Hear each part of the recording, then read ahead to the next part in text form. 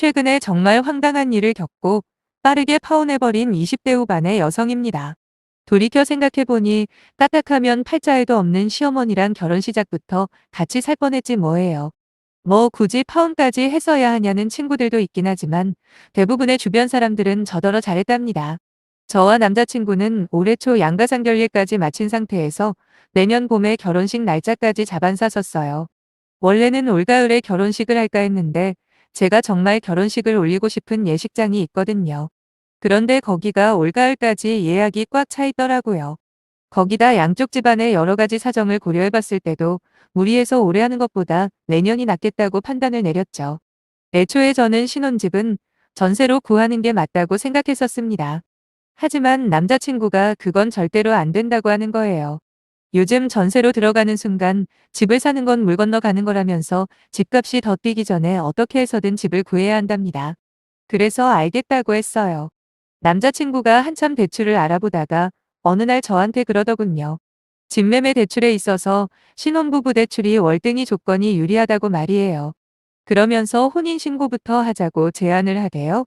저도 처음에 남자친구 말을 들었을 땐 혹했죠. 그래서 같이 은행까지 방문해서 상담도 받고 혼인신고부터 하는 것에 대해 긍정적으로 생각하고 있었어요. 하지만 저희 아빠가 그 이야기를 듣더니 아직 결혼이 1년 가까이 남았는데 무슨 놈의 혼인신고를 벌써 하냐고 절대로 안 된다 노발대발하시는 겁니다. 저는 어차피 결혼할 사이지 않느냐.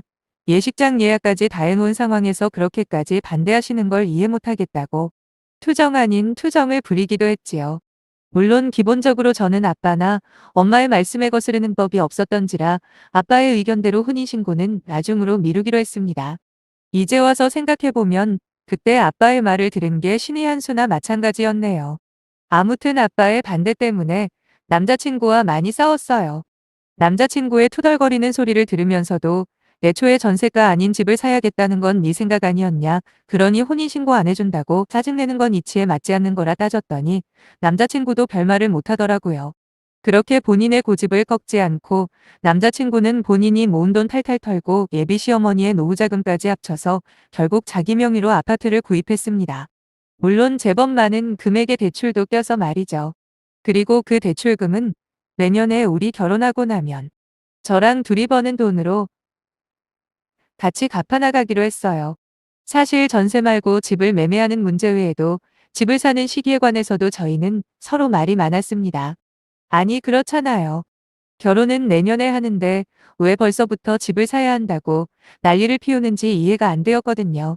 그냥 올 연말부터 천천히 알아봐도 충분할 텐데 너무 서두르는 거 아니냐는 제 질문에 남자친구의 대답은 이거였어요. 집값이 계속 이렇게 오르는 거 모르냐고. 좋은 급매물이 나왔을 때 빨리 사야지. 안일하게 생각하다가는 나중에 크게 손해를 볼 수도 있다고요. 사실 남자친구의 말도 아예 틀린 건 아닙니다. 저희가 원래 작년 초에 결혼 이야기가 먼저 나왔을 때가 있었는데 잠깐 우물쭈물 시간을 미루는 사이에 집값이 폭등하는 걸 눈으로 목격을 했거든요. 저희가 처음 신혼집으로 눈독을 들였던 집이 당시에는 3억이 채 되지 않았어요. 신도시라고는 해도 지방이다 보니 집값이 그렇게까지 비싸지는 않았거든요. 분명 연초에 2억 7천부터 2억 9천, 금매가 뜨면 2억 6천에도 있던 집이 갑자기 여름이 되니까 3억이 넘어가기 시작하더니 지금은 3억 5천씩 하는 곳도 있습니다. 그때 결혼을 할까 말까 집을 살까 말까 고민을 했던 저희로서는 진짜 미치고 팔짝 뛸 노릇이죠. 잠깐 망설인 대가로 몇천만 원을 손해본 기분이었거든요. 아무튼 한번 그런 경우를 당해보니 남자친구의 말도 일리가 있더라고요. 집값이 오를 확률이 월등히 높은 상황에서 일단 살 수 있을 때 산사야 한다는 그 말에 동의를 할 수밖에 없었죠. 남자친구의 부모님은 몇 해 전 이혼을 하셨습니다. 그래서 지금은 어머님 혼자 계시긴 한데 그나마 같은 동네에 남자친구 이모님들이 두 분이나 살고 계셔서 크게 외롭지는 않으시다네요. 아무튼 30평대 아파트를 매매한 남자친구는 처음에는 결혼식을 올릴 때까지 집을 그냥 두기로 했었거든요. 하지만 자기가 다니는 회사가 새 집에서 더 가깝다면서 어느 순간 이사를 해와서 혼자 살고 있더군요. 거기서 살기 시작한 지 한 달 정도는 자기가 쓰던 컴퓨터랑 이불 정도만 가져와서 지내고 있었는데 아무래도 살림살이가 없으니까 살기에 불편했나 봐요. 자꾸만 저한테 혼수 좀 미리 하면 안 되냐고 재촉을 하더라고요. 처음엔 침대가 없어서 바닥에 자는데 아침에 일어날 때마다 허리가 너무 아프다고 자기 허리에 문제가 생기면 저한테도 안 좋은 거 아니냐는 뭐 시시껄렁한 농담을 하길래 그렇게까지 심각하게 생각 안 했거든요. 그런데 시간이 지날수록 점점 더 진지하게 혼수 이야기를 하는 겁니다. 물론 어차피 결혼할 때 혼수는 제가 전적으로 하기로 한 거니까 충분히 사줄 수도 있겠죠. 근데 아직 1년 가까이 결혼이 남은 상태에서 저는 쓰지도 못할 가구를 산다는 게 조금 내키지가 않았어요. 거기다 저희 친정부모님이 좀 보수적이시라 결혼 전 동거는 절대 안 된다는 입장이세요. 그러다 보니 저는 부모님 집에서 지내고 있었는데 하루가 멀다 하고 침대 사달라는 남자친구의 부탁을 마냥 거절하기도 어렵다는 생각이 들었어요. 이왕 미리 할 거 침대뿐만 아니라 혼수 중에 일부라도 미리 해줄까 싶었죠. 하지만 이번에도 아빠가 말리시더라고요. 무슨 혼수를 벌써 드리냐며 그렇게 불편하면 다시 사돈네로 들어가면 간단한 거 아니냐 하시면서 말이죠. 물론 아빠 말씀에 저도 전적으로 동의하는 바입니다. 근데 지난번 혼인신고 거절할 때 한 번 미안한 마음이 있었기 때문에 다른 건 몰라도 침대는 먼저 사주기로 했어요. 몇 달 쓰겠다고 작은 간이 침대 사서 쓰라는 것도 너무 매정한 것 같고 다른 가전제품들이야 내년에 신상 세트로 맞춰서 들어가겠지만 침대는 먼저 해줘도 될 것 같았거든요. 뭐 원래는 침대도 쇼파랑 같이 백화점에서 세트로 맞출 작정이었지만 급하게 침대 먼저 해주는 상황에서 그렇게까지는 힘들고 인터넷에서 킹사이즈 매트와 프레임을 적당한 가격에 구입을 했습니다. 일단 몇 년 쓰다가 그 다음 침대를 맞출 때 제대로 좋은 브랜드 제품으로 할 생각이었죠. 그렇게 원하는 대로 남자친구를 위해 침대를 먼저 사줬습니다. 나머지는 우리 결혼식 올린 다음 신혼집 들어가는 시기에 맞춰서 혼수를 전부 넣을 거라고 말을 했는데 그 후로도 자꾸만 징징대는 거예요. TV며 냉장고 그리고 세탁기까지 미리 사주면 안 되냐고 하길래 그럴 거면 우리 아빠 말씀대로 차라리 결혼식 할 때까지 본가에 가서 지내라고 했습니다. 하지만 남자친구는 절대로 싫다네요. 내가 이렇게 좋은 아파트가 있는데 그 좁은 집에서 살겠냐고 하면서 오히려 저한테 성질을 버럭 내는 겁니다. 어머님 댁은 방 하나 있는 작은 빌라고 이번에 집을 구해서 남자친구가 나오기 전까지는 거실에서 침대를 놓고 살았대요. 그런 환경에서 살다가 이제 30평대 아파트에서 살게 되니 다시 예전으로 돌아가기 싫었겠죠. 하지만 그걸 왜 저한테 짜증을 부린답니까? 그 후로도 TV랑 세탁기, 그리고 냉장고만이라도 좀 어떻게 안 되겠냐 저를 졸랐지만 저는 들은 척도 하지 않았어요. 저라고 결혼해서 새 제품들을 쓰고 싶지 남자친구가 거의 1년을 혼자 쓰던 낡은 중고 제품 넘겨받고 싶겠습니까? 결혼 준비를 하다 보면 1000번도 넘게 싸우게 된다더니 저희는 유독 많이 다투게 되더라고요. 이럴 거면 차라리 결혼이고 뭐고 다 때려치우고 지금까지처럼 친정 부모님과 계속 살고 싶다는 생각을 할 정도였다니까요. 그러던 어느 날 결국 사건이 터지고 말았습니다.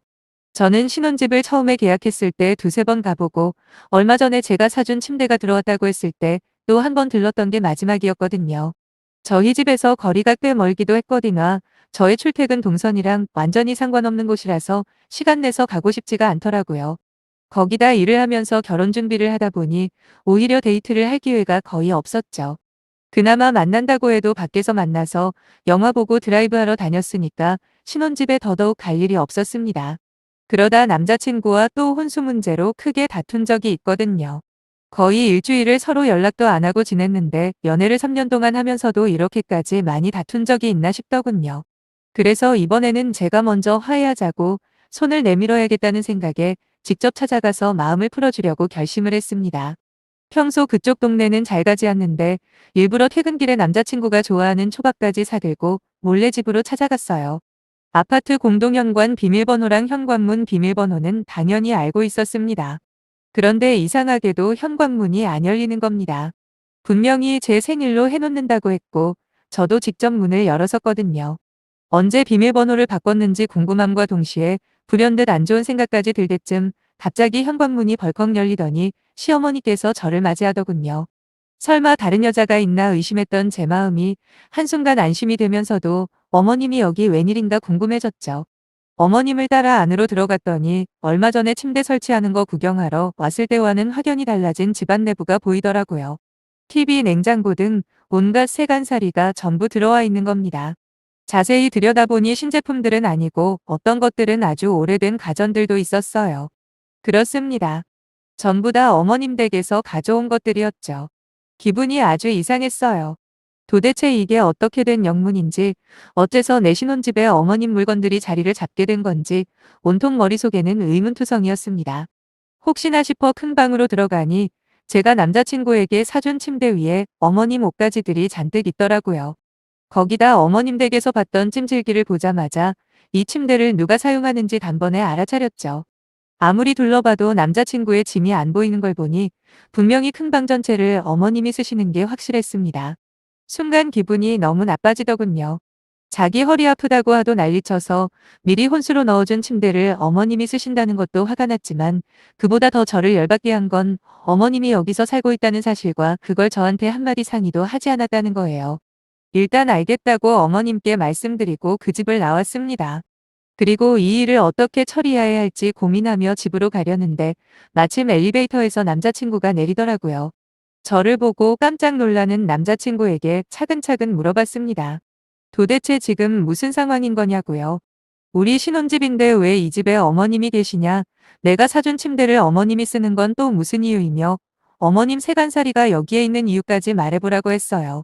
그랬더니 남자친구가 한다는 변명이 가관도 아니었네요. 여기에 냉장고도 없고 세탁기도 없어서 살기가 불편했답니다. 그래서 제가 혼수를 사줄 때까지 엄마를 이사시켰답니다. 이게 납득이 되시나요? 솔직히 저는 안 됩니다. 과연 내년에 우리가 결혼하고 이 집에 살림을 시작하면 어머님께서 순순히 나가실지 쉽사리 믿어지지 않았어요. 남자친구는 그럴 리 없다고 분명히 자기랑 약속을 했다는데 아니 그럼 굳이 이사를 하신 이유가 뭔가요? 그냥 자기가 어머님 집에 들어가서 살면 모든 게 해결이 될 텐데 겨우 1년도 안 되는 시간을 살려고 집안 모든 살림을 가져온다는데 상식적으로 말이 안 되잖아요.